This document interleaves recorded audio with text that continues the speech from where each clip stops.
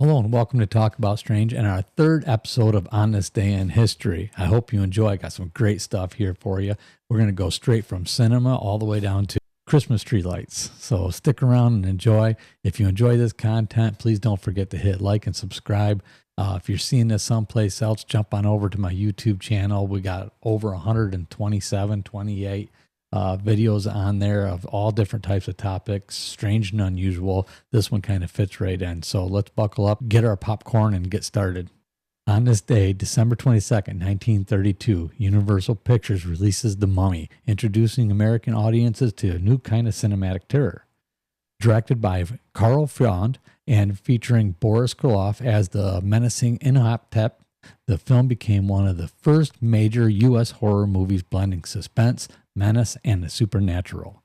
The Mummy set the stage for Universal Monster series, which included classics like Count Dracula, Frankenstein. The film's haunting atmosphere, groundbreaking makeup effects, and compelling narratives captivated viewers and established the template for future horror movies. The Mummy followed the success of Dracula in 1931 and Frankenstein also in 1931, solidifying Universal Pictures as the leader in horror cinema.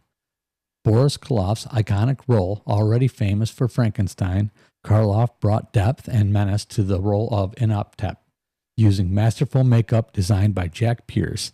Karl Freund's vision, the German cinematographer turned director, brought his expertise in expressionist visuals to create the film's eerie and mysterious tone.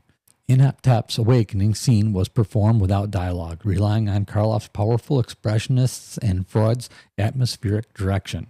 A cult phenomenon, The Mummy tapped into the fascination with Egyptology that had surged after 1922, the discovery of Tutankhamun's tomb.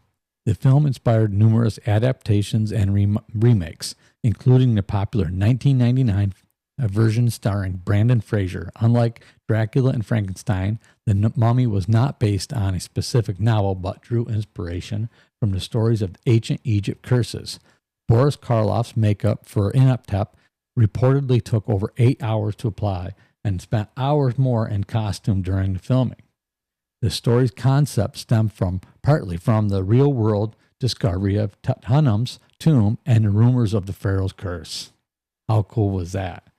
Okay, let's move on to another one. This is kind of interesting. Also on this day, Fyodor Dostoevsky is often considered one of the world's greatest authors.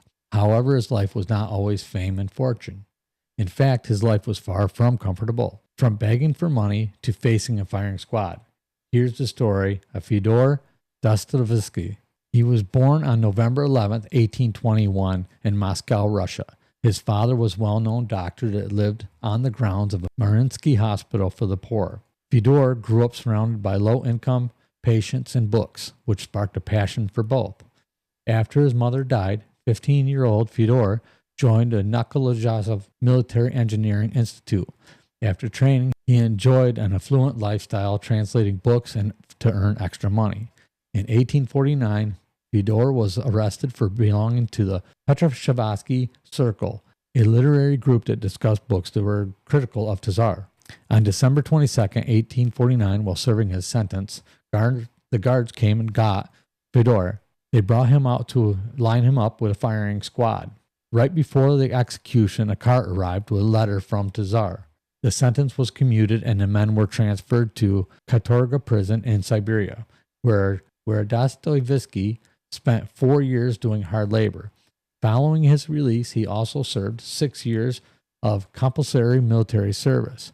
While serving the remainder of his sentence, other inmates described Dostoevsky as kind. His encouragement even stopped a few inmates from killing themselves. Many of Fyodor's works were centered in human condition in troubled 19th century Russia. He often wrote about religious and philosophical themes. His most famous works include Crime and Punishment, Demons, Notes from the Underground, and The Idiot, where he recounts his experience in front of a firing squad.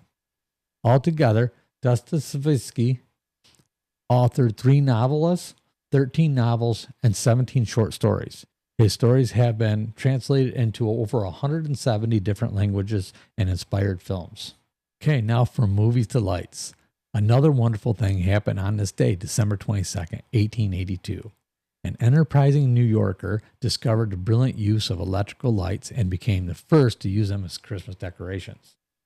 Edward H. Johnson worked for Thomas Edison's Illumination Company and subsequently became the company's vice president. He utilized 80 little red, blue, and white electrical bulbs and connected together along a single power wire to illuminate a Christmas tree in his New York State residence. Some historians credit Edison, Johnson's friend and partner in Edison's Illumination Company, as being the first one to utilize light bulbs on Christmas as a Christmas decoration when he placed them outside of his laboratory in 1880. When Thomas Edison's Menlo Park laboratory was lit up for the holidays, the lights were strung all along the perimeter of the building. For those riding the railroad and passing by got their first glimpse at an electrical light display. Johnson came up with the idea of putting them on a tree, though this was 3 years after Edison had shown that light bulbs were realistic after putting them all around the Menlo Park laboratory. There was some initial resistance to the idea of using electrical lights instead of the traditional wax candles on Christmas trees, which had been in use since the mid-17th century. A few decades into the 20th century, string lights became popular in modest homes and more popular among the wealthy. It was in 1901 that Edison General Electric Company of Harrison, New Jersey, introduced the world's first commercially produced Christmas tree lamps, which were sold in string sets of 9 sockets.